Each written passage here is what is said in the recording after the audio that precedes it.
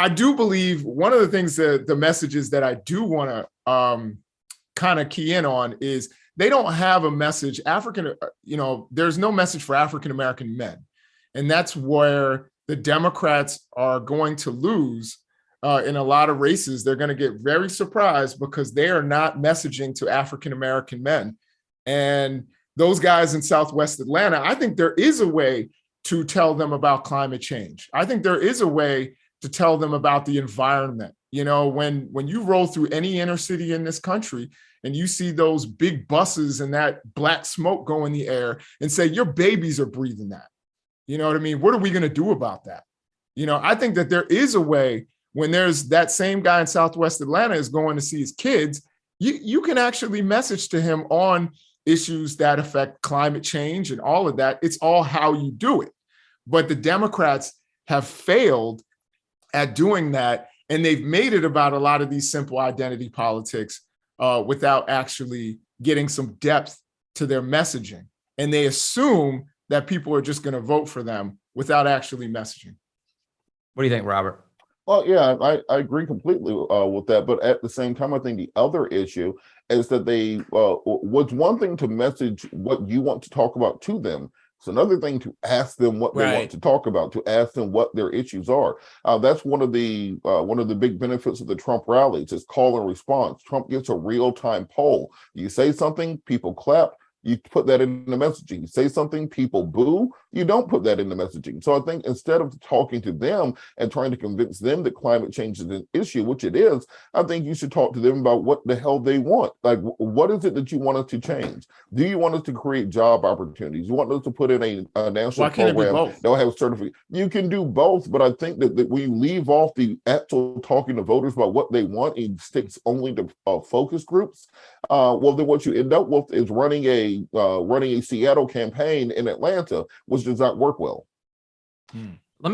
I feel like both of you will have thoughts on this. I know both of you have thoughts on this, which is, and I'll start, Robert, of course, with you, what do you think about at the national level, how deep the Democrat bench is to the extent that it is deep? It's, you've got Joe Biden, New Hampshire survey out this week, just the latest survey, but there's a whole bunch of polls you could look at saying 74% of Democrats don't want him to run again in that state. In fact, among presidential preference, he's number 2. He's behind Pete Buttigieg in New Hampshire, among New Hampshire Democrats. How deep is the bench for the Democratic Party? And if you don't think it's deep enough, what should they be working on right now to actually make it deeper?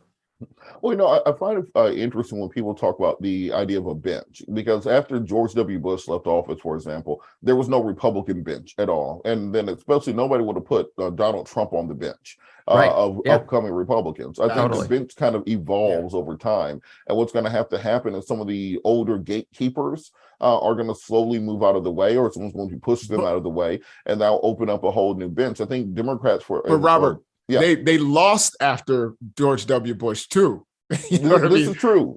So you gotta remember that. Yeah, I think what happened is that you saw the establishment still trying to hold power for a while, and then once they saw Hillary running, they said, we're not going to win anyway. Let's just let anybody run. And that's how Trump kind of arose. I think something similar might have to happen for Democrats, where you stop running the oldest, whitest guy in the room and just hope he can be a consensus builder. And you actually take into consideration some of these quote unquote radical ideas that are supported by 80 or 90% of the American people.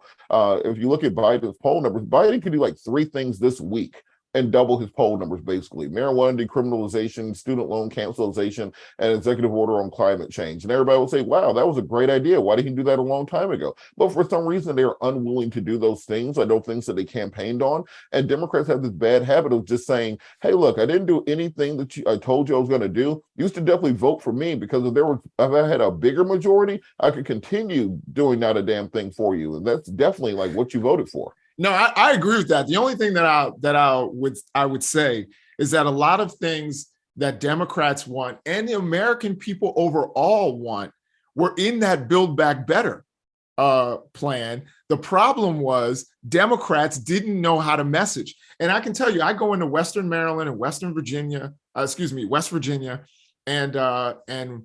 Central Pennsylvania sometimes.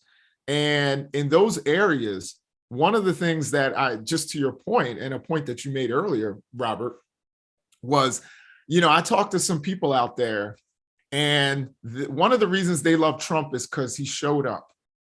He went to an area of Maryland that no one goes to. And there's a little small airport. He landed his plane there. He didn't speak. He just got off the plane and waved to a crowd for about 10 minutes, got back on the plane and went somewhere else. But he showed up. You've never seen Joe Biden in that part of Maryland.